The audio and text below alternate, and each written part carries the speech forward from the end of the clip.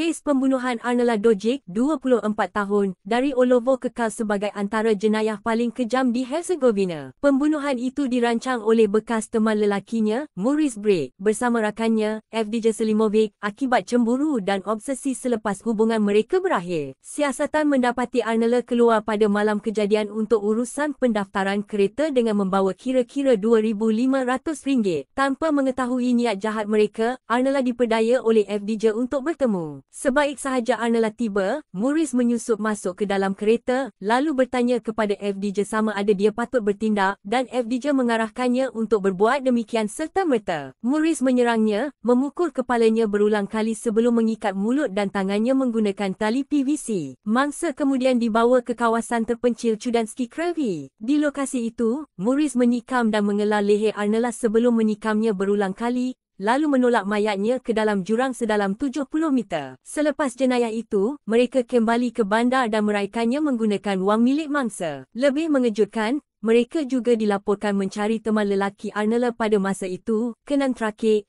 dengan niat untuk membunuhnya, tetapi dia sempat pergi sebelum mereka tiba. Mayat Arnella ditemui 3 hari kemudian selepas operasi mencari besar-besaran. Hasil bedah siasat mengesahkan kecederaan serius akibat serangan, tikaman, serta kesan jatuhan dari ketinggian. Pada hari yang sama mayatnya ditemui, kedua-dua suspek ditangkap dan mereka mengaku melakukan pembunuhan tersebut. Mahkamah kemudian menjatuhkan hukuman maksimum yang dibenarkan undang-undang ketika itu, 40 tahun penjara terhadap kedua-dua suspek, memandangkan hukuman penjara seumur hidup telah dimansuhkan.